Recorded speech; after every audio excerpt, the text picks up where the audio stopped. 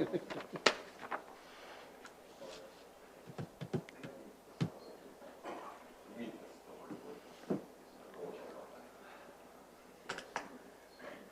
going to get an update from Mr. Barrett. What? We're going to get an update from Mr. Barrett, you think? You know him? The white-haired guy behind Stan? What's he? He's doing the I-90 Plaza.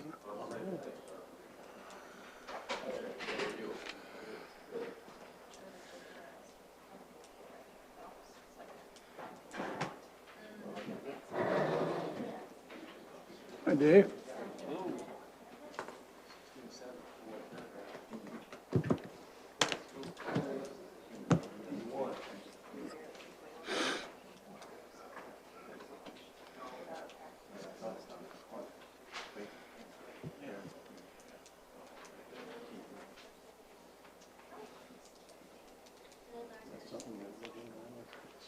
They do eventually.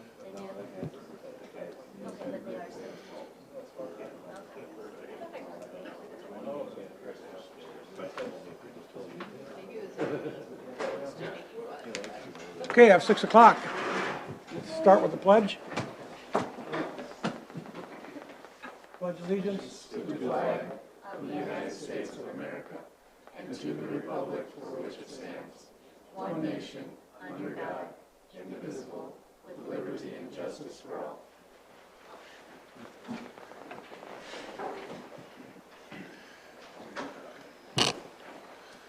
Okay, let's do the roll call. Clark.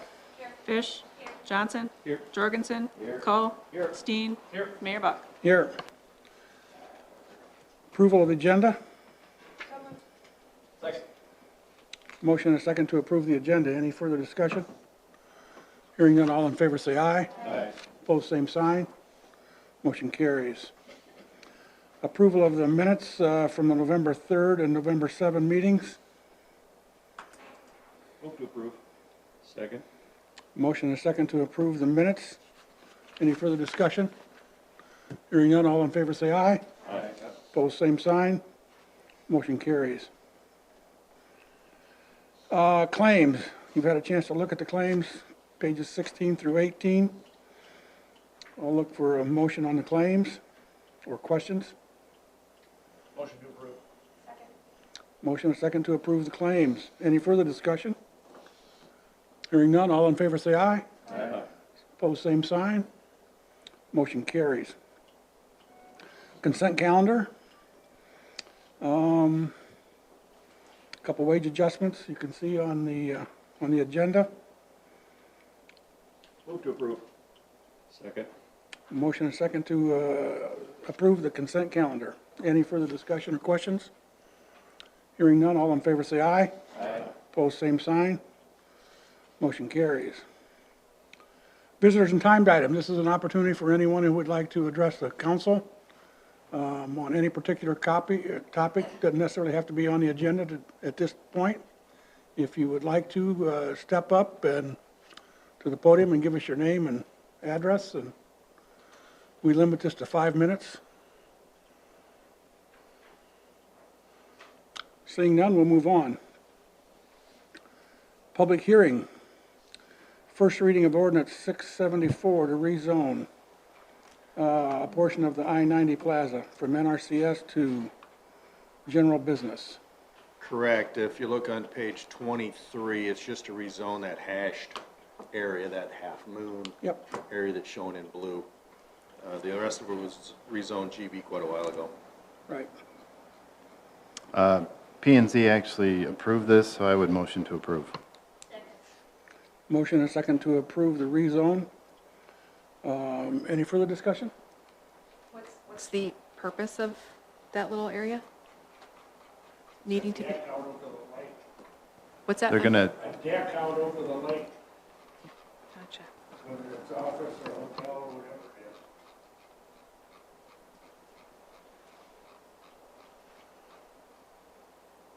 I have a motion and a second to approve. Any further discussion? All in favor say aye. Aye. Opposed, same sign. Motion carries.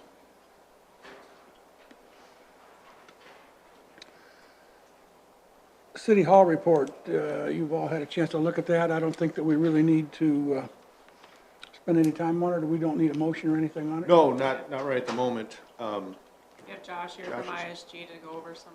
Do you have any questions? Evening, everybody. Push the button, Josh. I swear.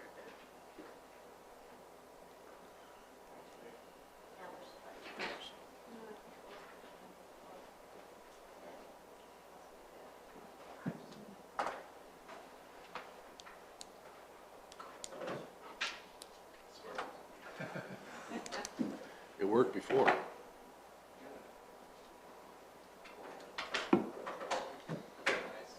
We got light. All right, well, good evening, everybody. My name is Josh Muckenhern. I'm an architect with ISG. Been working with the city here on some concepts, and I believe the last time I was here was a few months ago, maybe in the spring, late spring, presented on the structural report of the existing building, and then kind of the initial concept there. And this is kind of just an updated plan, kind of what's been occurring in the background since that last meeting. I think there's a few slides included in what you guys were given, the floor plan, and then some just conceptual images, by no means final, but it's just to get to a point that would be able to help get some better estimates. Still by no means a final bid, but just to kind of start to develop some of the initial materials and whatnot. So I can certainly run through the plans, or if you guys have all looked through them, if you have questions, I'm kind of here for whatever we want to discuss. Any questions? So again, with this plan, this would be completely demolishing these two buildings and then starting over from scratch, correct? That's correct. Okay. Yep. Or putting it on another location? Same. The floor plan you're saying Yeah. that we have? I mean, so this one was laid out based on this existing site, with these two buildings on here, but I guess if it was on a different site, it certainly could be just additional site work associated with that, depending on where it would be. But this plan was put together under the assumption it would be on this existing site.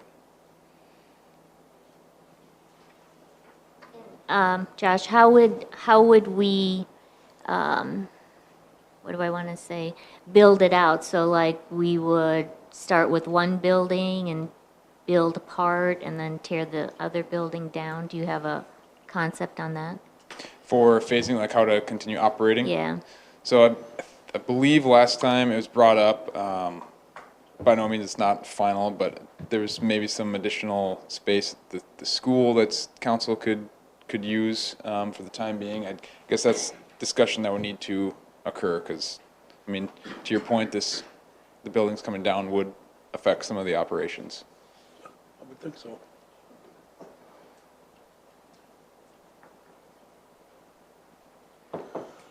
I don't have any more questions at this time. Does anybody else have any questions for Josh? Okay, thank you.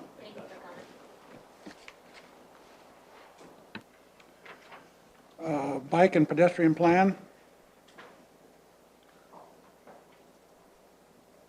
Well, it's out of the Denver office. Can you hear us, Will? City councilors, can you hear me? Hi there, I'm Will Kearns with Alteg Engineers, and I'm going to be presenting the Brandon Bicycle and Pedestrian final plan to you. We've been working really hard and we've had a lot of fun getting to know the city of Brandon and working with Tammy. And let's get into it. I'm going to go pretty fast through these slides. I don't want to waste any of your time. And Tammy, let's move to the first slide.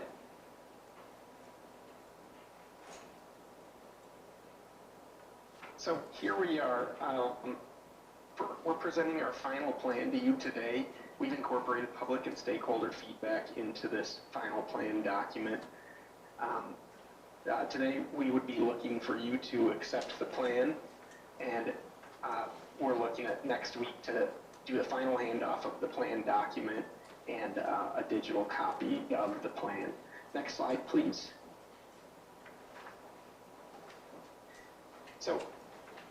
we're just gonna get right into the good stuff. We're talking today with you about our plan recommendations for bicycle and pedestrian infrastructure within city limits. And right here, you see a safety and accessibility assessment. This is one of our safe routes to school maps showing the north area of town. What you can see here are existing walking facilities and biking facilities shown in purple. And what we've shown here is missing links shown in orange. These represent sort of a baseline program of projects to increase safe routes to school within the city limits and get kids more areas to walk and bike to school without having to get to a place where the sidewalk ends. Next slide. We're also showing crosswalks and we're showing areas that have good sort of pedestrian crossing infrastructure like rapid flashing beacons. Let's move to the next slide, Tammy.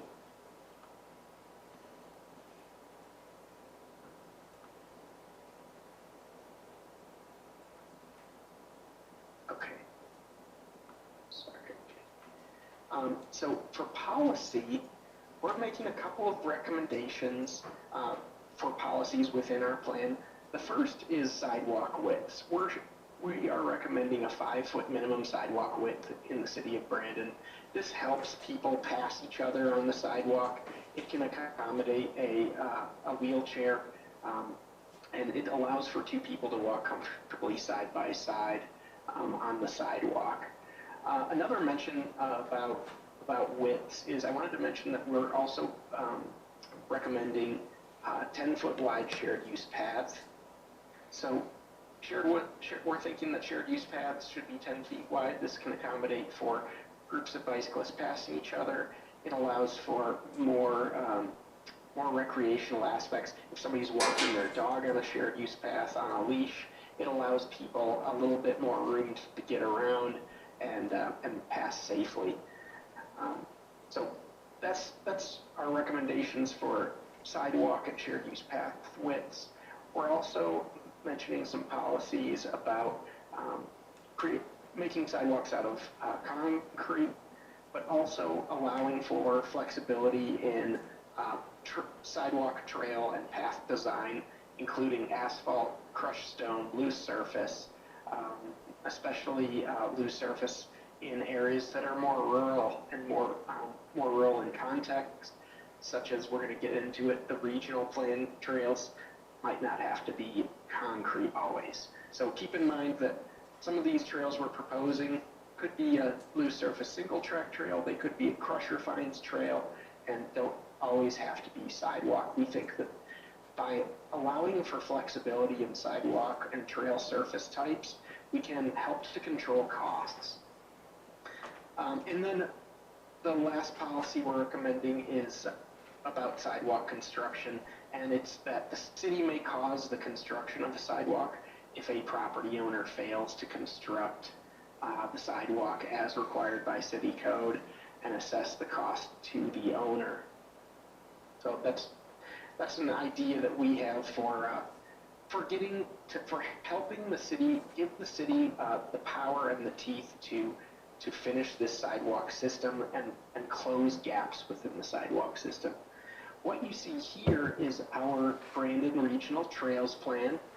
Part of this bike and pedestrian plan included regional trails, and we took a deep dive into connecting the city with outlying areas. You can see most of these trails go to the west to connect with Sioux Falls, to connect with the Great Bear Ski Area. We're showing a potential Rail with Trail pilot project.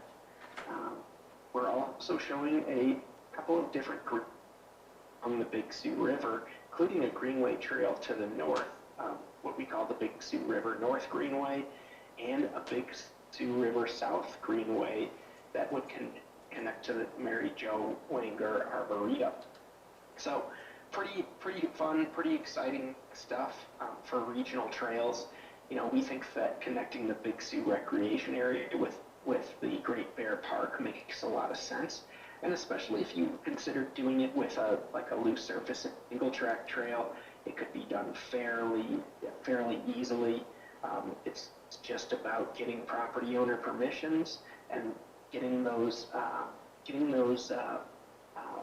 easements in place and permissions for people to go on a trail like that. Next slide, please, Tammy. Our plan recommendation. So we're getting into now the really fun stuff. What you see here is a GIS map showing our recommendation to close, what it would take to close all the gaps in sidewalks within city limits. What you see here are the current gaps, sort of missing sidewalks shown in blue. And we used GIS software to make these maps. We also had an assist with the city of Brandon's GIS inventory. Tammy and her staff have been making pretty significant steps in mapping out the city's walking and biking infrastructure, and they gave us the GIS tools to begin with, and we've just been building off of them since then. So GIS has been really useful for us, both in understanding what Brandon currently has, and then helping us to propose what makes sense for Brandon to build in the future. Next slide, please, Tammy. So this slide shows some safe routes prioritization, and what you see here in the highlighter yellow color are some what we think are low-hanging fruit to implement quickly to gain a better safe routes to school network within the core area of Brandon. Connecting, you can see these three schools: the high school, the middle school, and Brandon Elementary School, and connecting those within the neighborhoods in the core area of town. So these safe routes priority streets are East Conifer Street, Cedar Street, and then 4th Ave, and I think it's 7th Ave as well. Those are sort of safe routes priorities that we're recommending. Next slide. Sioux Boulevard. What we're showing for Sioux Boulevard is to include new crossings at West Chapelwood Drive to connect to an existing shared use path. We're going to construct some missing sidewalk on the north part of the corridor, and then add a shared use path on the east side of Sioux Boulevard, connecting down to the schools and down to Highway 11. Next slide, please. And you can see as part of these recommendations, we're recommending a lot. This plan is a 20-year program of projects. So the planning horizon is 20 years. We're looking at 2042 to be able to realize all of these projects. So just for you to understand that we're not proposing all these projects be built right away. We've actually included some low, medium, and long-term priority project lists for the city in terms of helping you implement, helping you understand what these projects are going to cost and what the maintenance costs are going to be as well. So for our recommendations for this northwestern part of the city is a potential Big Sioux River Greenway. We talked about that. A potential rail with trail that travels alongside the Ellis and Eastern Railroad for a good distance, heading towards the Great Bear Ski area. We're also proposing to add sidewalk on the north side of Heritage Road and Frontier Street. This helps to alleviate some problems with preschool and daycare kids walking down to the park, supervised of course, but there's currently no sidewalk in that business park there. We're also proposing a widened paved shoulder midterm on West Holly Boulevard. This helps complete a missing link that we heard a lot about during our feedback process. We heard that almost everybody in the Bluff subdivision wants a connection, a walking and biking connection to the city core. So midterm, we think a paved shoulder could do that and could fill that role. Long term, we think a shared use path connecting the city and eventually extending that shared use path to the existing one on Veterans Parkway makes sense. We also are showing a blue surface trail connection south from the Bluffs neighborhood to connect to the Big Sioux Recreation Area. Next slide. Plan recommendations for the West Brandon neighborhood. You can see here, we're looking again at the Big Sioux recreation area. We're showing some trails connecting into the existing Big Sioux network. We're also showing a trail connecting the Bluffs neighborhood and Bluff subdivision down through the Oak Road neighborhood. We think that this is a fairly easy one to make.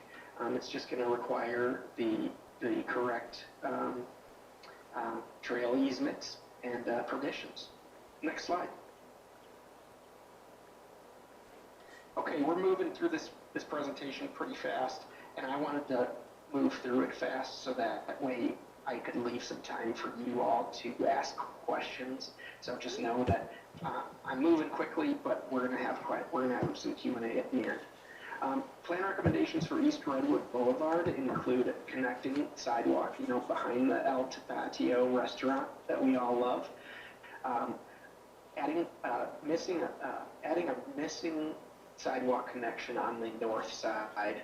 You can see where the sidewalk stops along those duplexes. We would add a missing connection there and then a potential crossing on the east side of North Oak Ridge Road. Next slide.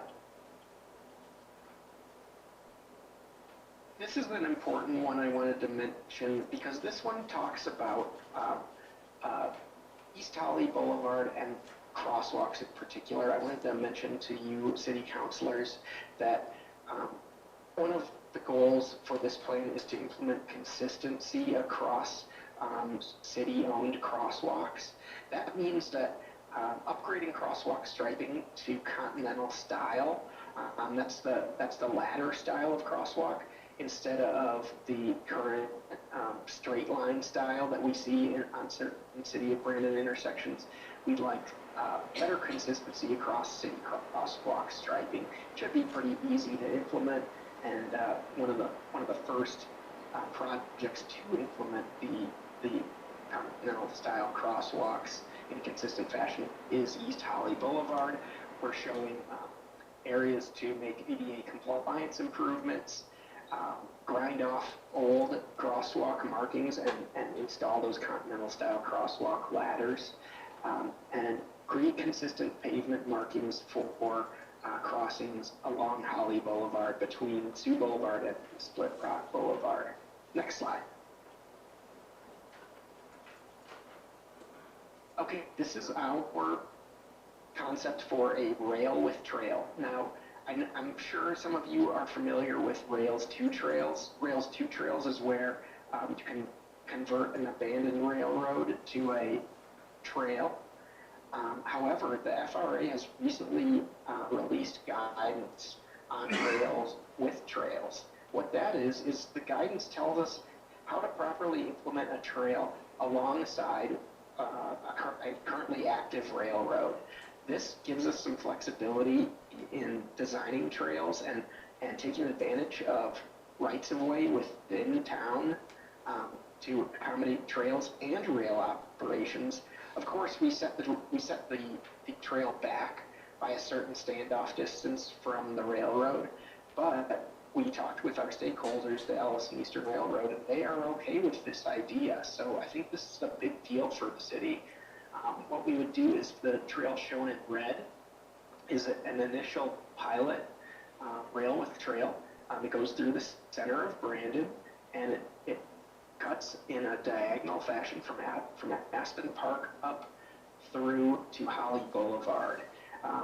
Then a phase 2 of the rail with trail would connect across the Big Sioux River and connect back up to the Ellis and Eastern Railroad, heading over to Veterans Parkway. We think that this is an important idea for you, and it's one of our plan recommendations. Next slide. Okay, another plan recommendation is this intersection of Main Street, Nichols Ave, and Aspen Boulevard. This is where the Allison Eastern Railroad crosses the street on and you know, these railroads are built on berms. So there's some elevation change in the roadway. If you're in a car that's low enough, you wouldn't necessarily be able to see over the berm and see that people are crossing at this crossing of Aspen Boulevard.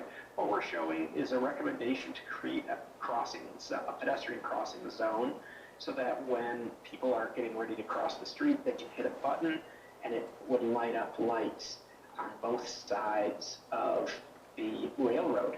This allows for better pedestrian safety, and I think is going to make more sense when you think about the Brandon Railway Trail would also connect into this area and be using this crosswalk. So this crosswalk, we think, will have increased bicycle and pedestrian usage in the future, especially if the Railway Trail connects here.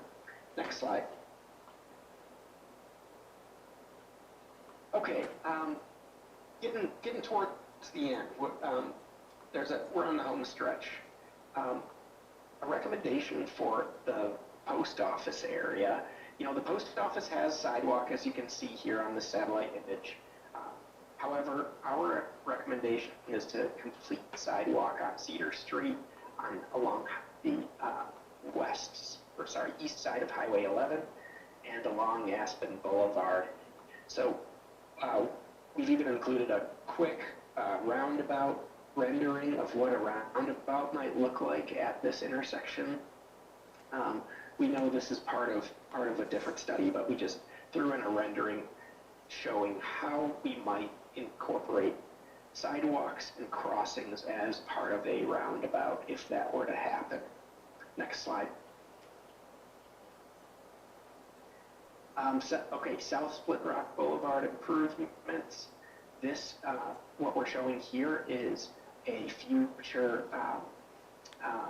shared use path. Like I mentioned, we're looking at about 10-foot wide widths for shared use paths, and we would be looking to access Aspen Park through an existing city-owned easement to connect to and begin that railway trail. So, next slide. Okay, this is a really fun one. This is a recommendation for East Aspen Boulevard around the McCarty Park area. So we're showing two alternatives here, and we know that there is some hesitancy from city staff to build what would require a brand new pedestrian bridge. We think a pedestrian bridge could cost in the area of $1 million to $2 million. We wanted to give an alternative to the city. So alternative A requires a new pedestrian bridge to gain that pedestrian connectivity to the Country Club Ave area and across the Split Rock Creek. Alternative B, you see, goes to the south. It actually crosses at a potential new crossing down McCarty Road and uses an existing bridge, an existing low traffic volume bridge that we think could accommodate both pedestrians, bicycles, and cars, all sort of in a share the road type situation. This alleviates the need to build a new pedestrian bridge. It would then connect to a shared use path that follows the south side of Split Rock Creek over to that same Country Club Ave area. So we just tried to think outside of the box for you and try to figure out, is there a way we can use an existing crossing of the creek without having to build a brand new pedestrian bridge? This is what we came up with. Okay, that brings us to questions and answers. I wanted to mention that there's a wayfinding signage plan as part of this. I took the slide out for it because I wanted to save time. However, Wayfinding signage is something that we're also proposing for the city of Brandon. Wayfinding signage just are signs in certain key areas of town that provide a walking time, how much time it takes to walk to a different part of town. That's our wayfinding signage proposal. And I also wanted to mention that pedestrian counters could help the city in analyzing shared use path usage as well as critical sidewalk usage. So that is it for my presentation, and I hope to answer some questions for you.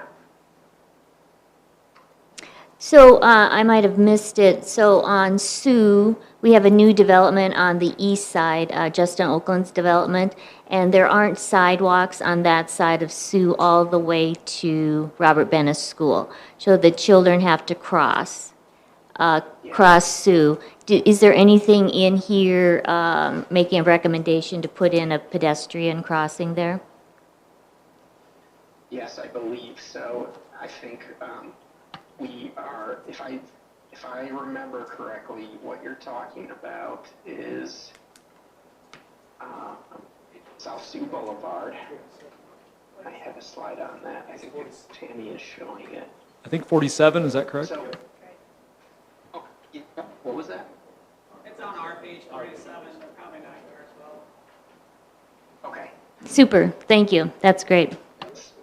Okay, so you do see that we're proposing a couple of new crossings, including one from Chapelwood over to Aspen Park through that new subdivision. We're also proposing one on Ponderosa Street. Both of these help connect with the existing shared use path between Ponderosa and Birchwood that connect to the Big Sioux Rec area. And Will, years ago, we tried to do the safe routes to school, and it was a debacle. Has that process become any easier to work with? So the Safe Routes to School grant process is likely the same. However, what has changed is that you, City of Brandon, now have a bicycle and pedestrian plan to point to. So when you're applying for Safe Routes to School grant funding, you actually have this plan. You can say, look, we've adopted this plan. This project that we're applying for is one of our low-hanging, short-term priority projects, and it actually gives you ammunition to apply for and win grant funding. We also have we included some grant advice for the city in the plan document.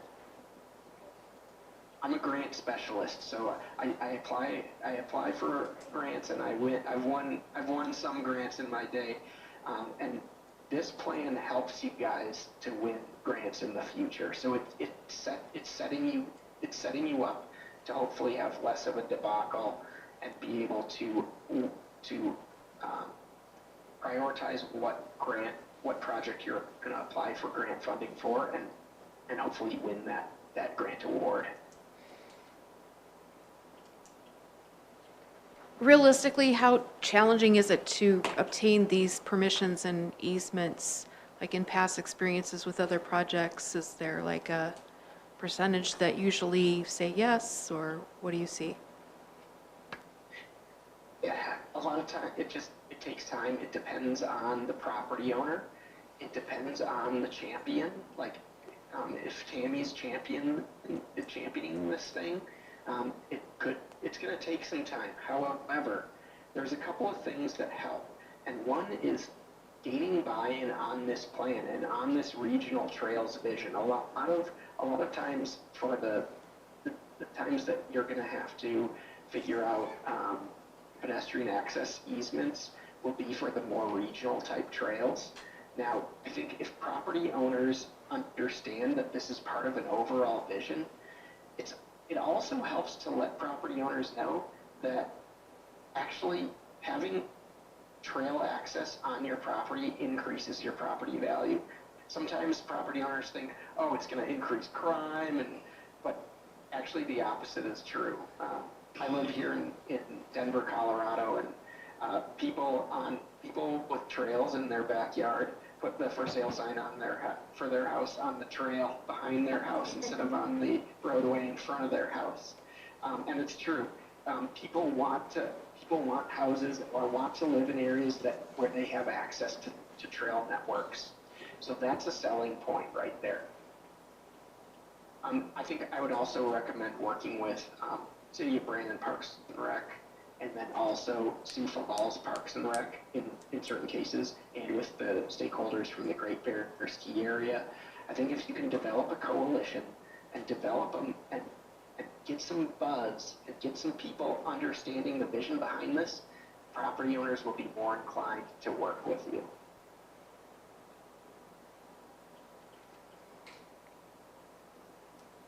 Any other questions for Will? Thank you. Appreciate it. Thank you very much. Good job. Thank you very much. This has been really great, and we have just really enjoyed Tammy. She is a real champion for bicycle and pedestrian advocacy in the city of Brandon. And I just want to say you all are so lucky to have her. She's just a wonderful city engineer, and we just had a great time working with you developing this plan. So thank you very much. Now, you can't see her, but she's blushing right now. Okay, we'll move on. We don't have any action needs to be taken on this? Not at this time. If you wanted to accept the plan, you certainly could, but, like you said, a lot of these recommendations are long-term. We'll have to plug them into the CIP process to see where they fall out as funding becomes available. So are we just going to take it to Park Board and let them prioritize it? Yeah, I think so. They did include a spreadsheet in the plan. If you want to see that, that's much easier to read than the whole plan that prioritize all of the projects that are listed, with some costs, and the ones that are probably a little easier, short-term goals. Not only, they included the construction costs as well as future maintenance costs. So all of that can be considered when you're looking at prioritizing the projects. A lot of these, fortunately, are within city right-of-way. So this issue that if, there's some gaps and the homeowners are choosing not to fill those gaps in and we do it and then charge it back to them, would a new ordinance need to be created, or do we already have that in We place? already have that in place. Okay. A lot of the gaps that are identified, especially in the newer subdivisions, are vacant lots. Right. But there are some in the Yep. older parts. Correct.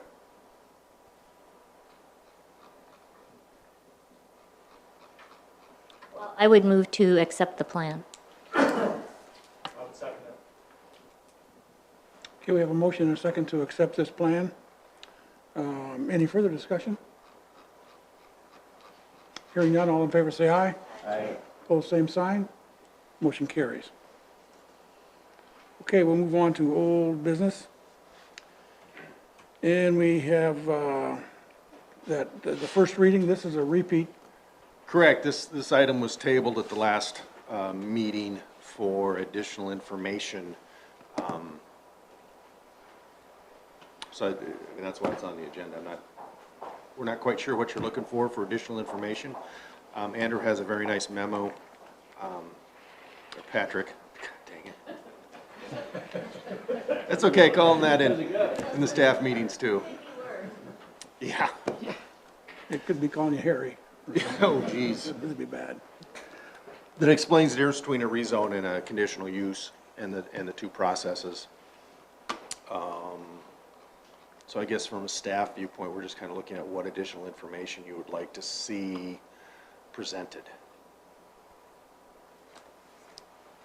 We talked about the traffic study. For Redwood Boulevard, and I would be interested in seeing what that would be going out.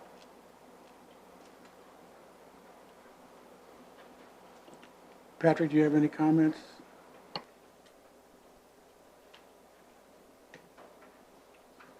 So to segue from the Tammy is an amazing engineer comment, on the bottom of the memo, you'll notice that multifamily residential, if it's over 150 dwelling units, requires a traffic study, and that is something she pointed out, so we'll connect our topics there. So that is something they would be required to do under our current design standards as well.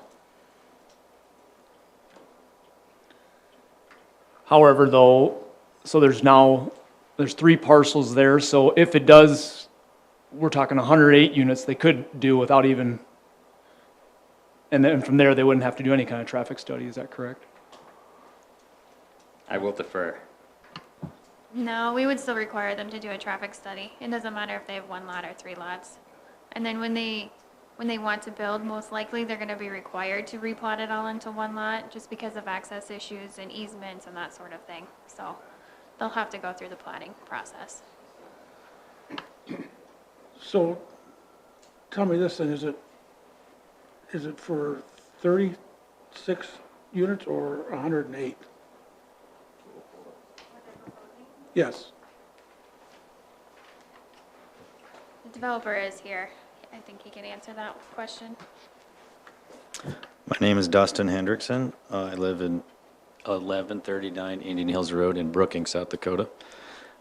We are proposing 205 lots, or 205 units is what we're proposing. So your guys' ordinance allows for 36 per section or whatever, and 36 wouldn't pencil, so we wouldn't be able to do 108 units. It just won't work. So the density has to be there to make it pencil. And then we also brought some buffer yard requirements that the city of Sioux Falls has, and they've done extensive research into these, and we would go with the most arduous one, except for it requires a 6-foot berm. We would probably rather do a fence because the civil engineers say that the drainage then becomes an issue, and then you have a lot less area to drain, and do you really need a 40-foot by 6-foot berm in the backyard? Can we just do a fence? And then we would plant a lot of pine trees because there's already deciduous trees there that lose their leaves. So we would plant pine trees that would provide another layer of buffer as well.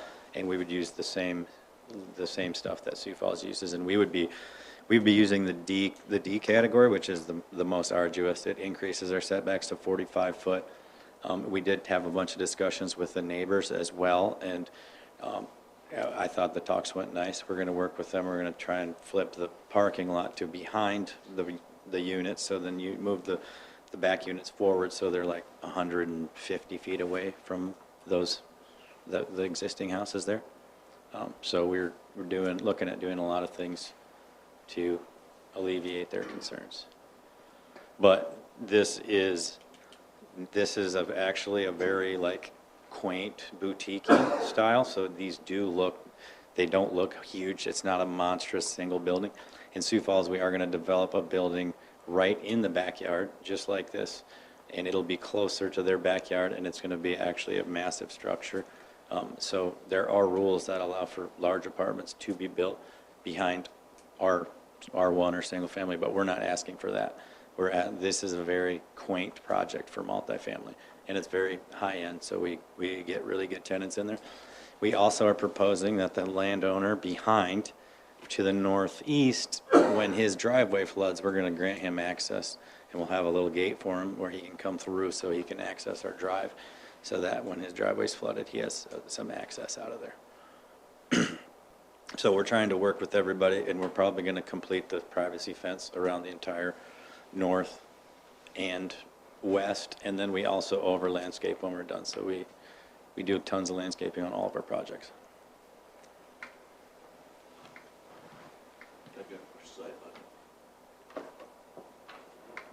Is that 2 stories? Is that what? This is 3 stories, 3 but stories? it's a flat roof, so it's 29 feet is the height, and they're only 64 foot wide at the widest part.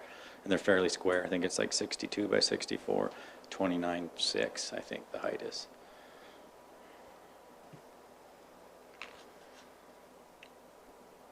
Any other questions? This was a due pass by the Planning and Zoning Group. You see in your backup material, there is we did get a petition from, I think, 80 or 90 folks signed that would like for us not to approve this.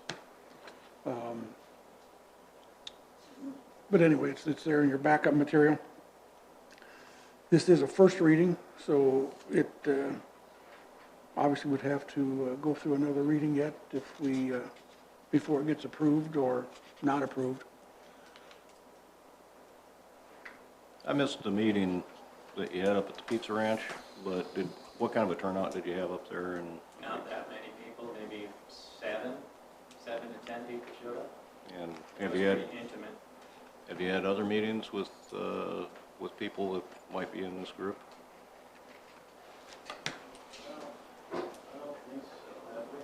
Yeah. I'm David Shelton. I'll get closer. I think we can still. David Shelton, owner of Redwood Ranch, the property owner. We have not, we reached out to everyone, actually before the last meeting, we had reached out, just in good form to really dig into these things. But it was interesting, the people that did show up were neighbors that were directly affected and that had spoke at the meeting, with the exception of Zach, who I think initiated the petition, and he wasn't there that night. He was at a game, sporting event or something like that. But we've really carefully addressed the concerns of the neighbors.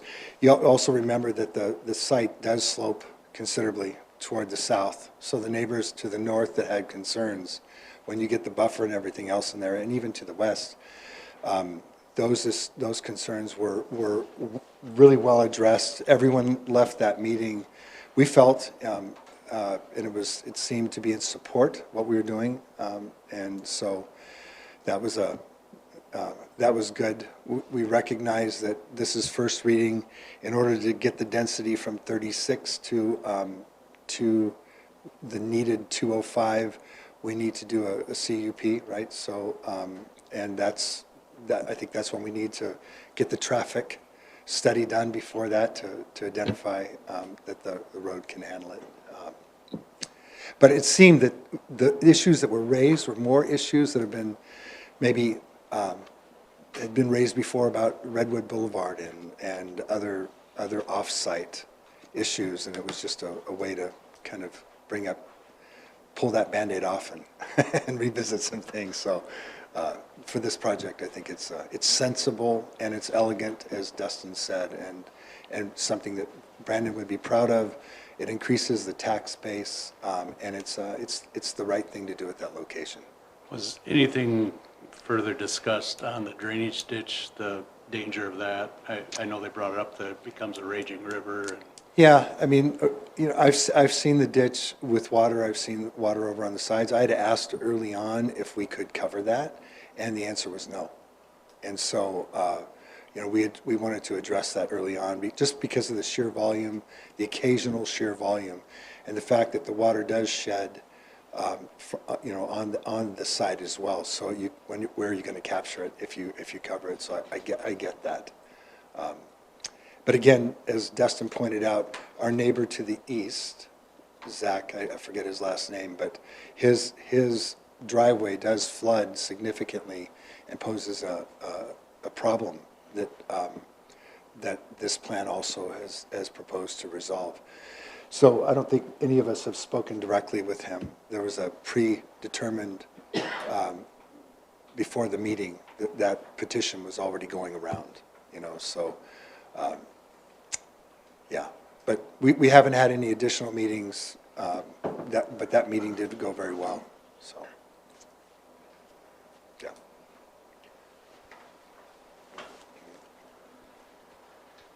I would also like to point out that there's very little R3 land available in town anywhere, and everyone seems to think it's the worst thing ever when it's in their backyard, but that's also not the case, as in when they pointed out that crosswalks will increase your values. The same thing happens with multifamily. We've been building it all over the place, and we have never brought anyone's value down on an adjacent, any property that's adjacent to ours, and we usually improve the neighborhoods, or we always improve the neighborhoods. What we do is always an improvement to what's there and an improvement to the tax base. And there is also just no available R3 land in town, and we're trying to build some stuff here in Brandon, and there's just no availability. And it seems like the townspeople have kind of shut down anyone that does want to produce some R3 land somewhere. So that is an issue, and you guys have a highly sought-after community that just needs more housing like this. It's not cheap. It's very expensive, but it's also affordable at the same time, comparatively to any house. So there is a huge demand for this all over eastern South Dakota, so, and you guys are no exception.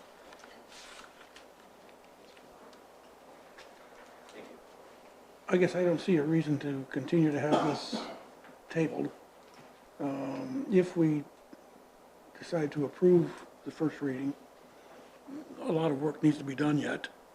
And if we approve the first reading, it's not necessarily saying it's gonna happen until the work is complete and we make a decision on that.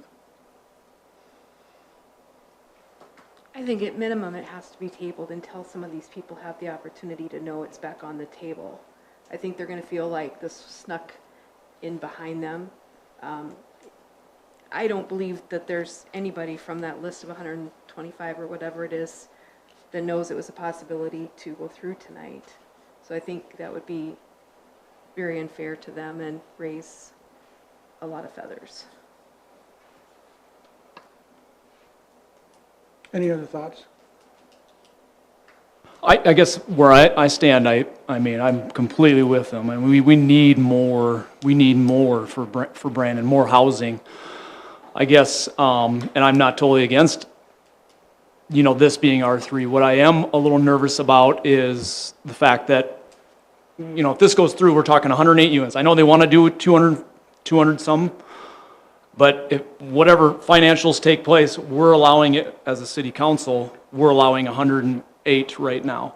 And being a residential appraiser by trade, I understand, though, it does not affect property values at all. I completely understand that.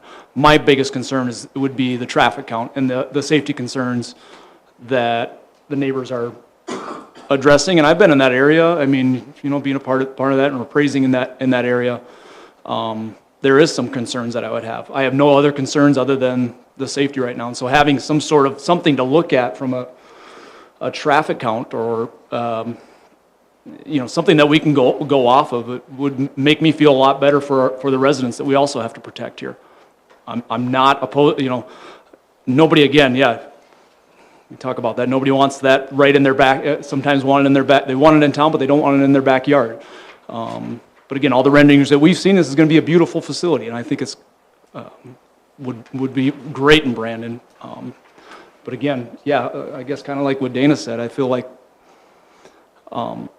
personally, I would need to see a little bit more to feel comfortable with just passing this along without, hearing more from the residents too in that area. Any other thoughts?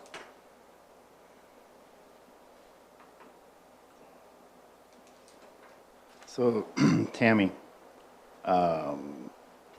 if a traffic study is required to do a rezone, does it have to be done before a motion is made?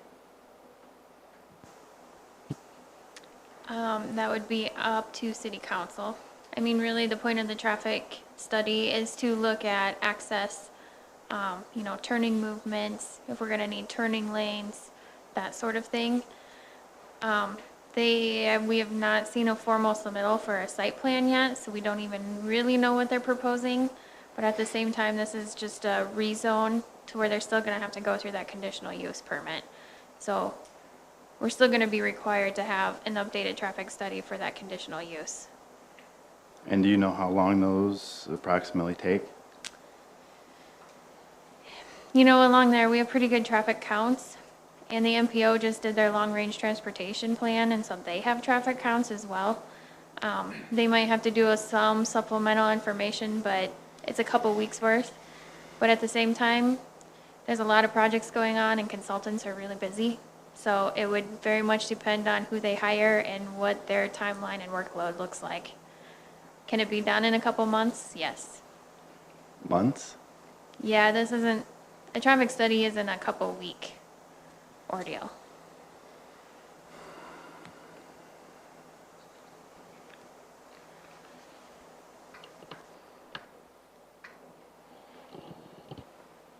In your opinion, is Redwood expandable from what it is right now? I mean, in the future, we're talking about the school on the east side.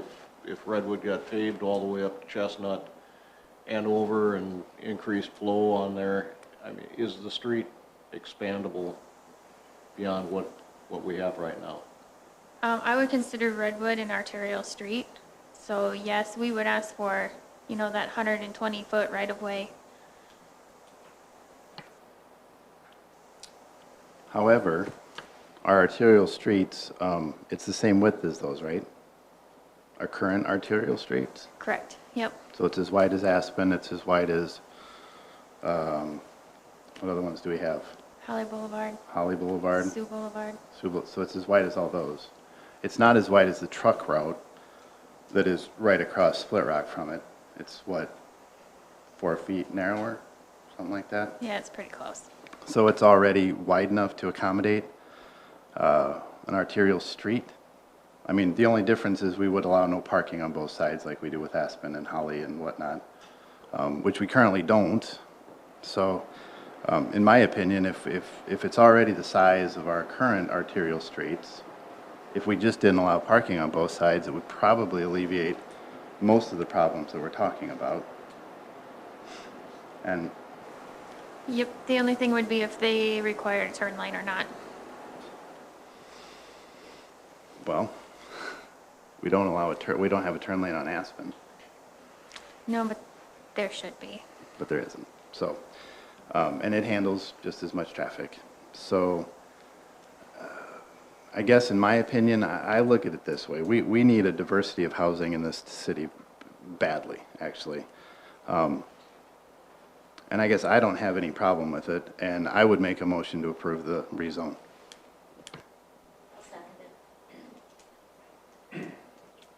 Okay, we have a motion and a second to approve the first reading of ordinance 665. Any further discussion?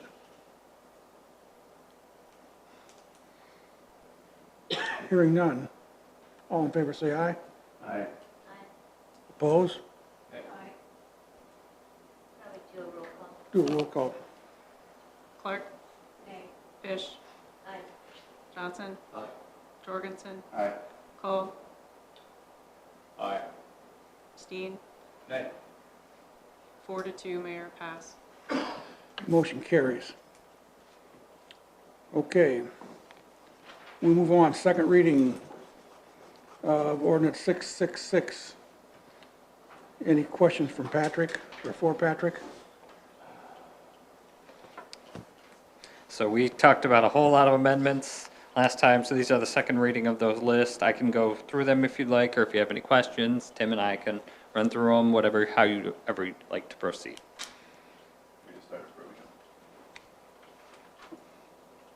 I'll take a motion if somebody wants to make a motion to approve 666. Yeah, it's no, this is old business. We had a public hearing at the last meeting, so now it's just a motion to take action.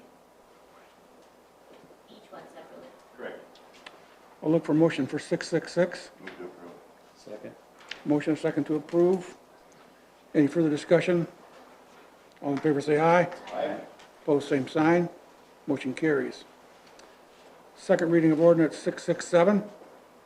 Move to approve. Motion and second to approve ordinance 667. Any further discussion? Hearing none, all in favor say aye. Aye. Opposed, same sign. Motion carries.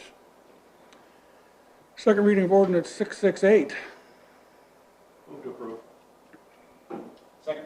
Motion and second to approve ordinance 668. Any further discussion?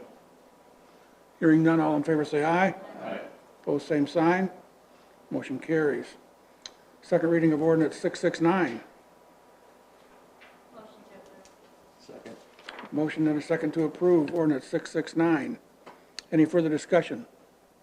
Hearing none, all in favor say aye. Aye. Opposed, same sign. Motion carries.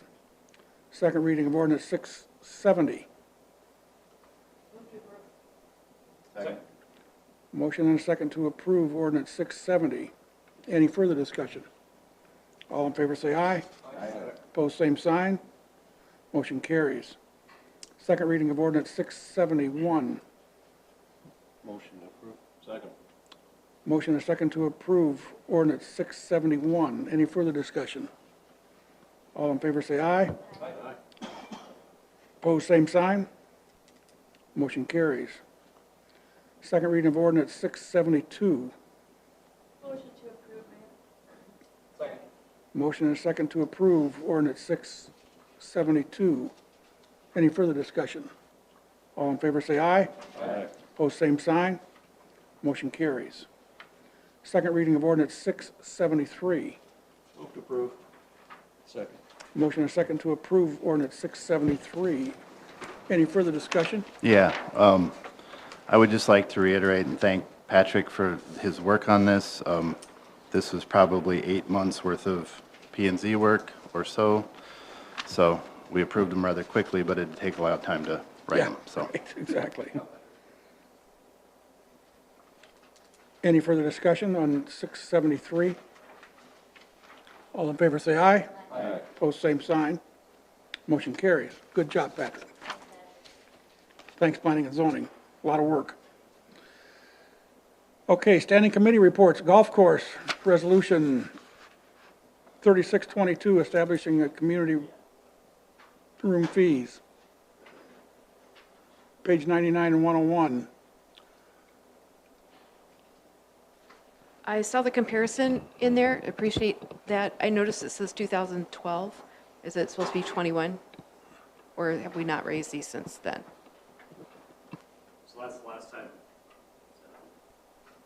So that's the last time the resolution was done. So they've been going up, so this is more just clean up, get one done.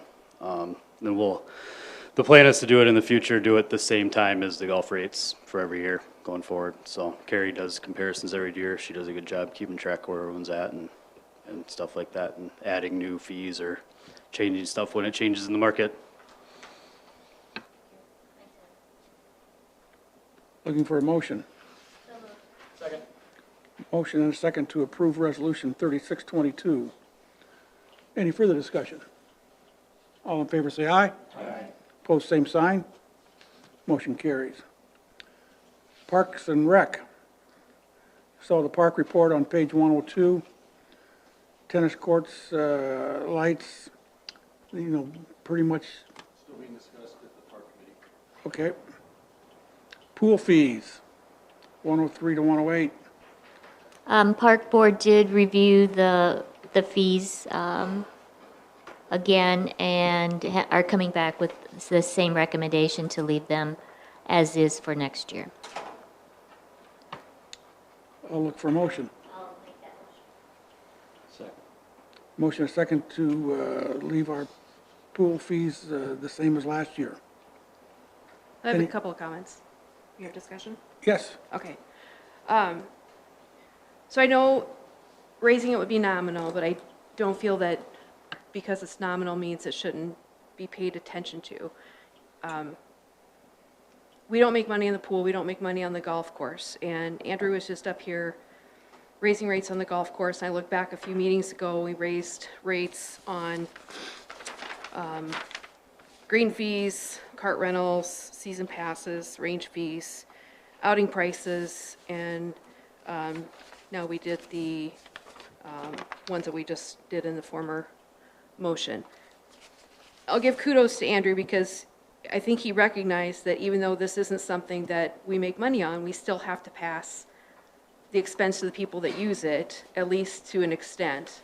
We can't just blanket the community or the taxpayers as a whole and not have the golfers endure some of the expense. Actually, in his agenda request, he said rate increases are necessary to mitigate increased expenses.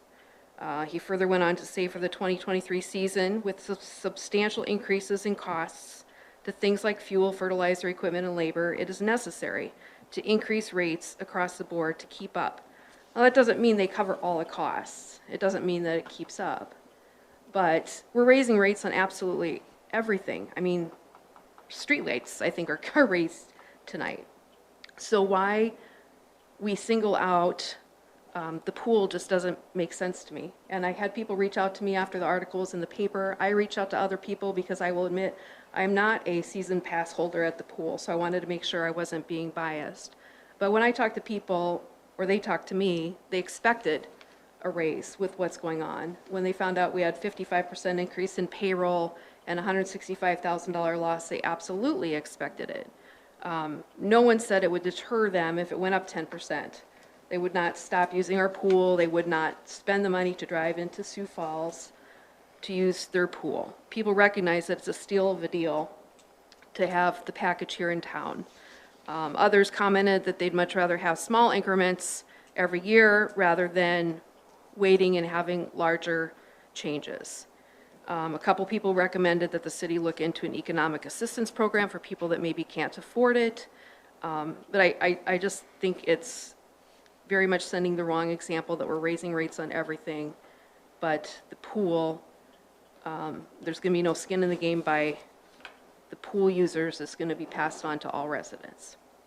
Well, I think I take a little offense in the comment that we don't analyze these things because Christina looks at these rates every year. We're comparable to Sioux Falls. They have 7 pools. We have 1 pool. And so I think it's fair that we're charging similar rates. Now, we don't know if their rates are going up next year. We haven't seen those yet. Park Board is always willing to look at these expenses, but this is a whole different demographic than golfers. This is little children, and a third of our community are young people, and that's what we are built on. And I don't like having to subsidize the pool. In fact, our chairman said, well, we could just fill it in, and we'd have an extra $165,000. But I don't think that's the kind of town we want to have. And so we certainly recognize it, and we're not trying to take advantage of our citizens, but I think our citizens would be disappointed if we didn't have a pool, and we just don't feel like with inflation the way it is right now that we need to put that back on young families in Brandon. And I agree. I don't think we make money on our baseball fields, our parks, our hockey arenas, anything like that. We build for a service to the community. I look at a swimming pool as a service to the community to try to attract people.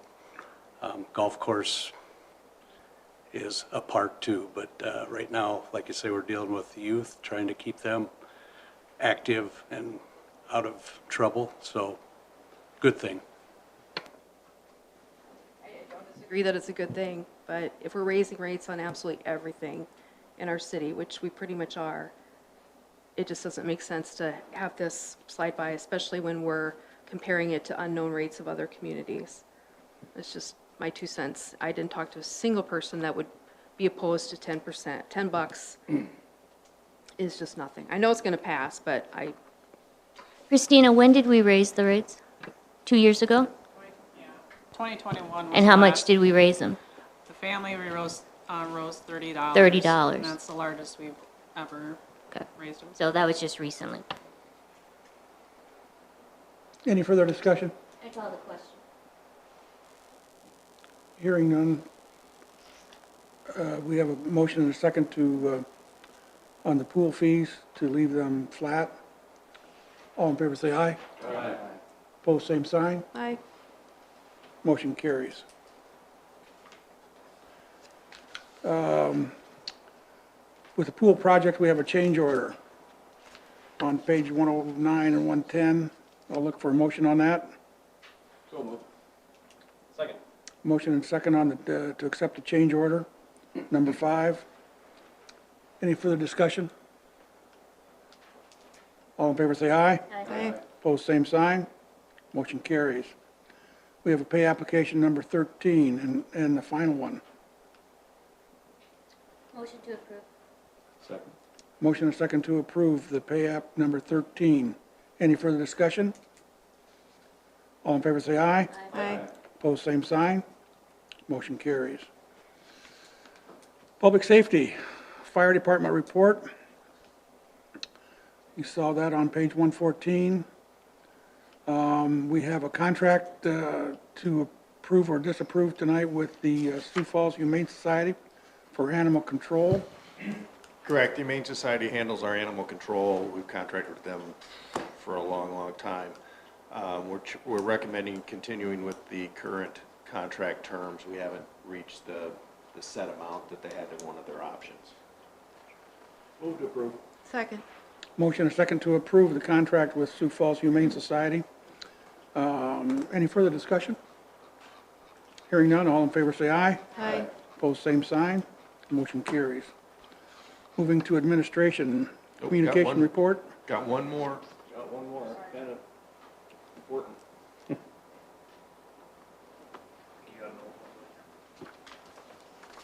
I added one. Oh, sorry, I'm using last week's. We have an open Yes. sergeant's position in the police department. We conducted interviews with two applicants from the department.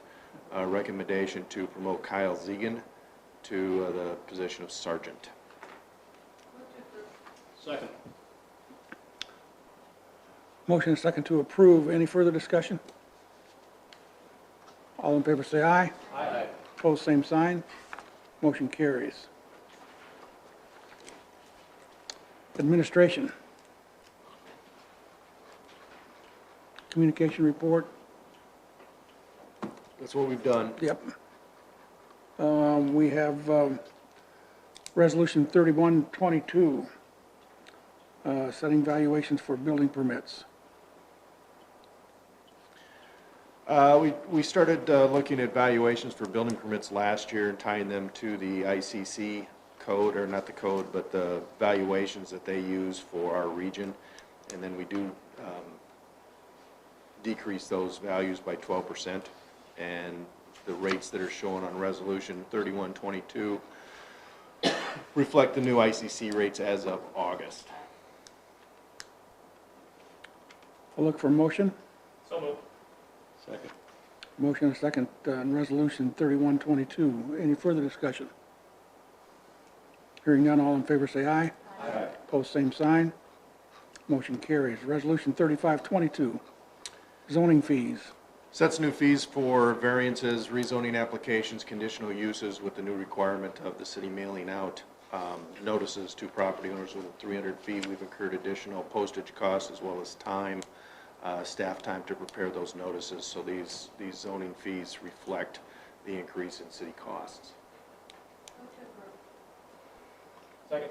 Motion and second to approve Resolution 3522. Any further discussion? Hearing none, all in favor say aye. Aye. Opposed, same sign. Motion carries. Sewer cleaning license application. And a new addition to the Reuter family, Dr. Reuter. Okay. Second. Motion and second to approve the sewer cleaning license application. Any further discussion? All in favor say aye. Aye. Opposed, same sign. Motion carries. Resolution 3822, setting fees for plumbing permits. We're in that time of the year when we're reviewing fees. We found that we haven't raised plumbing fees or adjusted plumbing fees since 2005 when the city took over plumbing inspections. So talking with staff, looking at the amount of time it is on average that it takes staff to review plans and do the inspections, we're recommending proposed rates, residential $50 base and then $5 per fixture, commercial $150 base with $5 per fixture and no max. Look for motion. Motion approved. And a second. Motion and second to approve Resolution 3822. Any further discussion? If somebody has to go back out for a secondary inspection, do they incur these costs all over again? We don't currently. We've built in like 3 fees. We did have some discussions about, I know some of the neighboring communities will charge additional fees for extra inspections. At this point in time, we don't think that's an issue so far. It may be something we need to take a look at in the future, but at this point in time, the vast majority of inspections take place and are covered with the base. Any further discussion? How does this compare with surrounding communities? Any idea? Looking, I think, at a single-family residential, we were comparable to Sioux Falls. With the new fees? Any further discussion? Hearing none. All in favor say aye. Aye. Opposed, same sign. That motion carries. Street Department, work report was on 131. We have McCarty Bridge Repair Project bid. We bid this project out on the 10th and we got 2 good bids. The lowest bidder was Sioux Falls Construction or Journey Group. Just note that we do have some grant funds to spend on this. Typically, those grant funds pay for about 80% of the project, and our lowest bidder is much higher than that. So DOT will give us an automatic 15% more. I am going to recommend approving this lowest bid as we really do need to get this project done. It comes out of the street maintenance fund. Approving it tonight would mean that the city would most likely pay for about $185,000 of it. After the first of the year, we can apply for more grant funds, and we can apply for a little over $112,000. So hopefully we will get more grant funds, but we do need to either accept it or deny these bids within 30 days of it happening. I'd move to approve. Motion and second to approve the McCarty Bridge Repair Project. Any further discussion? Do we have that 185 budgeted currently? Yes, we do. Any further discussion? Hearing none, all in favor say aye. Aye. Opposed, same sign. Motion carries. Resolution 3222, setting streetlight fees. Streetlight fees would start next year at 3%. So typical residential, we'll see about 19 cents. Add addition. Motion approved. Motion and second to approve Resolution 3222. Any further discussion? Hearing none, all in favor say aye. Aye. Opposed, same sign. Motion carries. Resolution 3722, setting hourly equipment and materials rate. These are rates that we charge if we're doing a repair, if somebody knocks over a light pole or PED or fire hydrants, water services, etc. I'll look for a motion. Motion approved. Motion and second to approve Resolution 3722. Any further discussion? So like that case where we had the vandalism that occurred and they knocked out the, I don't know, was it a gas line?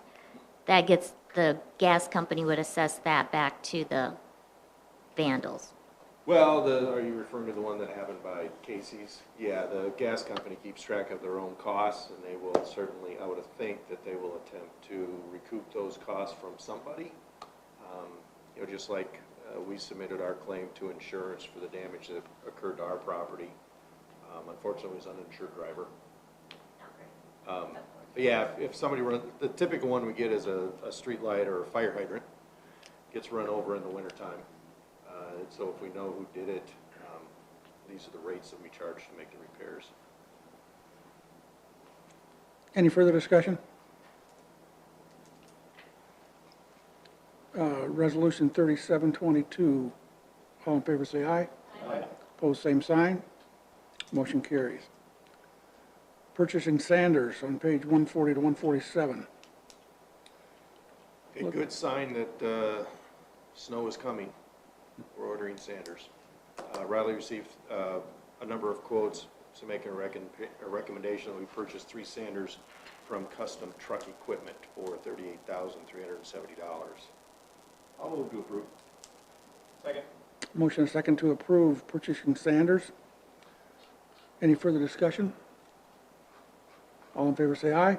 Aye. Opposed, same sign. Motion carries. 5311 grant agreement with the South Dakota DOT. This is an agreement to assist funding with the Brandon Transit System with DOT for the 5311. It's a $76,661 grant. It's a little less than what we'd asked for, which is fairly normal, but we're anticipating a grant amendment in the next 30 to 45 days. Won't cover all the shortfall, but it's close. And then just on that, just as we're talking about fees and fares, the transit fees right now are $2 per rider each way. Kind of currently across the state, most are at $2. There are some that are $2.50 to $3. Transit was fully funded in 2020 and 2021 because of the CARES Act and the ARPA funding that we got. This year, we won't be quite at the 100%, but we'll be higher than normal. I would say between 80 and 90%, and typically we're about 65% funded. So just due to the funding that we've had over the last couple of years, I'd recommend not changing the rates, and just due to the kind of the across the state, most of them are at $2. I'd recommend keeping them the same right now. Okay, looking for a motion on 5311. So moved. Second. Motion and a second on 5311 grant agreement with DOT. Any further discussion? I think you mentioned on Thursday that we can't raise them without the DOT's involvement, is that correct? Right, we'd have to get permission from the South Dakota Department of Transportation if we wanted to raise them. How cumbersome is that process? Not 100% sure. I think it's just a matter of justification to DOT. We'd have to provide some documentation as to why the increase was justified. Any further discussion? Hearing none, all in favor say aye. Aye. Opposed, same sign. Motion carries. Curb and sidewalk repair. We have a change order. Change order just balances out the quantities, and then the pay application is just that 10% retainage that we held back from the first pay application. Look for a motion on the change order. Second. Motion and a second to approve the change order number 1 on the curb and sidewalk repair project. Any further discussion? All in favor say aye. Aye. Opposed, same sign. Motion carries. Pay app number 2. Look for a motion on that. Move to approve. Motion and a second on pay application number 2. Any further discussion? Hearing none, all in favor say aye. Aye. Opposed, same sign. And motion carries. Water and Sewer Department, Resolution 3322, setting water rates. Setting water rates for next year. The water treatment plant surcharge bond, we did take that out this year because we have started the water treatment plant, because we have started that and we have bonded for it. Annual bond payments are due next year, and they are about $1.2 million per year for debt payment on that. So to pay off that debt, there is a surcharge that's added to each account. So your typical residential is going to be that 1-inch meter or smaller, and that would be $28.20 per month, be per account. So that is added in that resolution, as we haven't had that before. And then we did keep the monthly base the same. We did not increase that, just to kind of help offset a little bit. You know, it won't help offset all of it, but help a little bit. And then as far as the tiers, we did keep tier 1 also a 0%, just to help as well. Tier 2 went up 3%. Tier 3 I think was 5%, and then tier 4 we went up 10%. Tier 4, if anybody is in tier 4, it's typically an excessive water user. So it's typically going on irrigation or on lawns. So it is a little higher for your residential and others, but. I'll look for resolution, or for a motion on resolution 3322. Second. Motion and a second on resolution 3322. Any further discussion? All in favor say aye. Aye. Opposed, same sign. Motion carries. Resolution 3422, wastewater rates. Sewer rates, we went a 3% base, 3% volumetric on the sewer rates. Typical average resident using 6,000 gallons would see about $2.57 increase. I would say most of our residents are under that average, so they'll see less than that. I'll look for resolution, or for a motion on resolution 3422. Motion approved. Second. Motion and second to approve Resolution 3422. Any further discussion?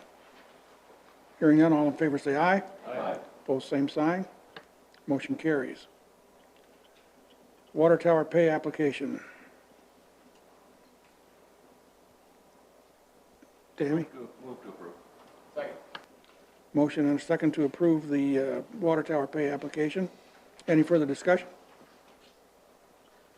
Hearing none, all in favor say aye. Aye. Opposed, same sign. And motion carries. We don't have any other new business. Executive session not necessary. With that, Just on that last page, if anybody wants to go to the rib dinner or legislative priorities breakfast, let us know. We'll get you signed up. when is that? The rib dinner is February 7th. That's in here. Oh, right, it's in Pier. And the legislative breakfast is December 1st. And we have Brandon Day at the legislature on March 8th. Yes. Okay, Where's the legislative breakfast? It's at Leonardo's Cafe in Washington Pavilion. I think I signed up for that. Okay, good. Yeah, there's a phone number there. Just contact the county if you want to. All right, so, anyway, I'll look for a motion to adjourn. Second. Motion and second to adjourn our meeting. Any further discussion? All in favor say aye. Aye. Opposed, same sign. Motion carries. Good job tonight. Happy Thanksgiving. Yeah.